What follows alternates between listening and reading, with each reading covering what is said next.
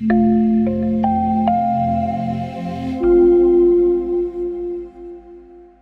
Last Green Book by Nia Easley and Black Panther Party Stamp Book by Kyle Goen activate two commonplace and ephemeral formats.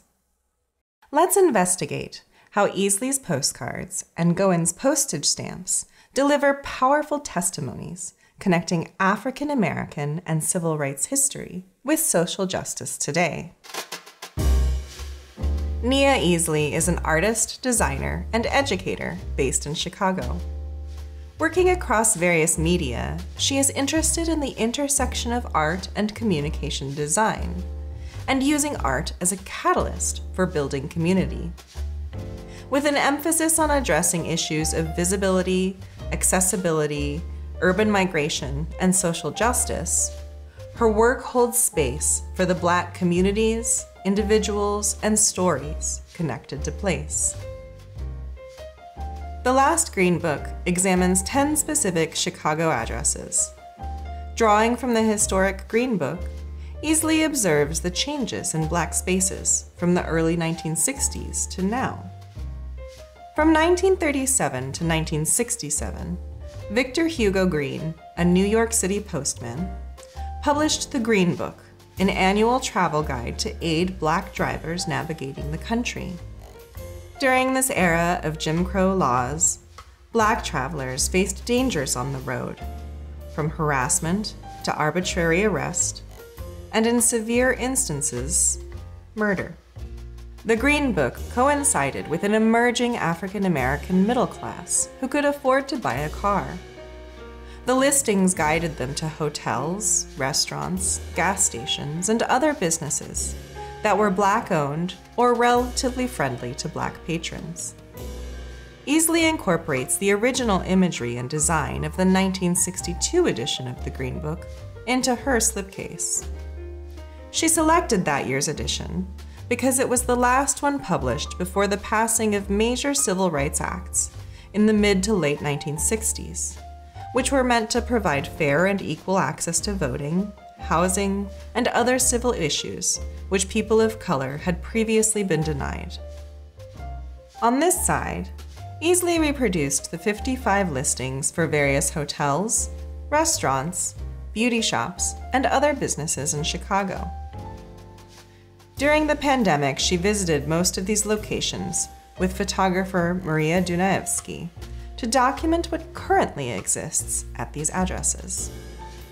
For the Last Green Book, Easley selected 10 locations to be featured on picture postcards. By printing these photographs as postcards, Easley keeps us in the world of travel. She draws a connection to the original purpose of the earlier Green Books. Each postcard has Dunaevsky's photograph printed on the front, and the 1962 listing's business name and address on the back. Aside from a few exceptions, such as Mollison Elementary School or Malcolm X College, Easley found the majority of these sites were vacant lots, fields, parking lots, and unoccupied buildings. The postcards overwhelmingly show these emptied spaces. Easley first learned about the original Green Book from Isabel Wilkerson's nonfiction book, The Warmth of Other Suns, which recounts the story of the Great Migration of African Americans from the Jim Crow South to the North and West. Easley's father was part of the Great Migration, and she was surprised to have never heard of the Green Book.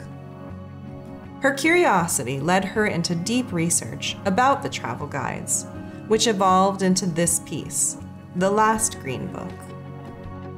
Black history is American history. Easley said to me, "Unfortunately, that has somehow become a controversial position, so I find myself making work to highlight and preserve those aspects of history for now."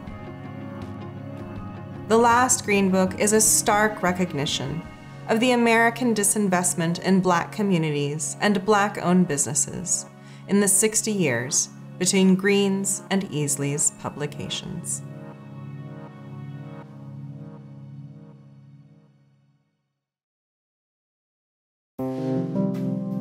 Kyle Goen is an artist and organizer in New York City whose work intentionally blurs the line between art and activism.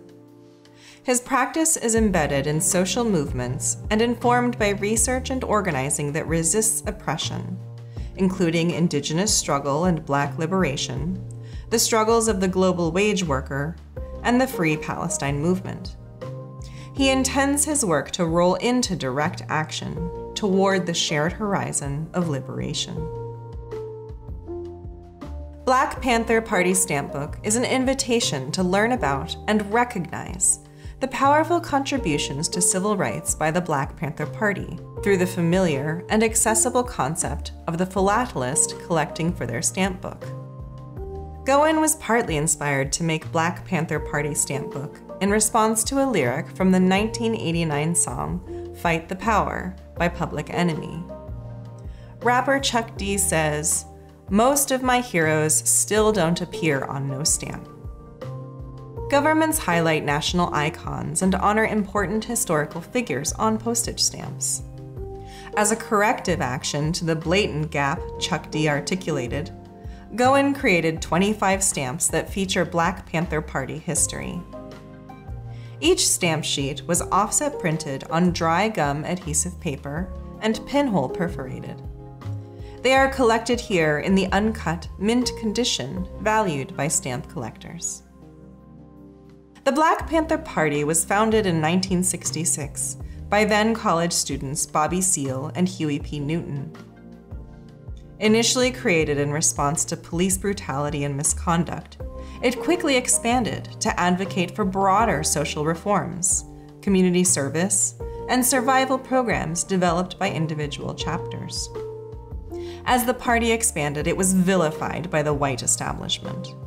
The FBI viewed it as a threat to national security and worked to criminalize and dismantle the organization through sabotage, misinformation, and violence. Goen recognizes the immense and imperative value in the foundations of social justice and equality that the Black Panther Party worked for. Creating these stamps acknowledges and elevates their contributions as worthy of being nationally honored. Although not an exhaustive list, Goen points us to particular events and specific people. The repetition of a single image on each stamp sheet further emphasizes that what I see here is important. When I began researching the histories behind each image, I was immersed in a wealth of rich documentation. The information I found looked deeper into what is often perceived as a controversial history, and it helped me understand the connection between the Black Panther Party and today. This is Goen's intention. He doesn't chronicle the details of why these people are worthy of appearing on stamps. Rather, he provides just enough compelling visual information through the familiar and accessible postage stamp format for us to dive into our own research. Goen told me that when he began this project in the mid-2000s, letter rate stamps from the US Postal Service cost 39 cents. That same year was the 39th anniversary of the founding of the Black Panther Party. While this book was in development, however, the Postal Service began issuing forever stamps in 2007. Goen responded to this by designating forever postage on his stamps that feature deceased party members. Almost all of the men featured in Black Panther Party Stamp Book were killed or assassinated. Notably, the women on these stamps, Erica Huggins, Angela Davis, Elaine Brown, and Kathleen Neal Cleaver, are still alive today and continue their decades of work as activists and social justice leaders. I was surprised that one of the most iconic images of Huey P. Newton sitting in a rattan peacock chair, holding a rifle and a spear, wasn't featured on its own stamp. Instead, it appears on one of the signs at this Free Huey, Free Bobby rally in San Francisco in 1970. To me, having this iconic image tucked in among men, women, and children rallying for his freedom acknowledges and reinforces the people and communities the Black Panther Party was working for. The iconic image appears again inside the clamshell box, in a reproduction of an advertisement for the original poster. Everything on the interior of the clamshell box came from the newspapers published by the Black Panther Party for national and international distribution. Goen selected these to give us additional insights to the fundamental social, economic, and political ideology and advocacy the Black Panther Party members worked toward. The front of the box highlights the 10-point platform of the Black Panther Party, written by the co-founders in 1966. I was struck by just how many of these points still remain relevant and imperative. Black Panther Party Stamp Book is a reparative object to the national amnesia regarding Black history, and a powerful catalyst that compels us to dive into the lives, voices, and liberatory actions of the Black Panther Party. Goen told me that in commemorating the Black Panthers on postage stamps, he hopes people will imagine how radically different the U.S. would be if we celebrated these figures and movements. He said to me, "When you see the contradictions of the U.S. and the Panther Party, you realize there's a lot of work that needs to be done. That's how I identify the work that we all need to continue." The Last Green Book and Black Panther Party Stamp Book draw us in with their accessible and engaging formats. Then they deliver crucial stories of a past that is not distant and that resonates deeply with the challenges and realities of our world today. These are stories that must be told and remembered.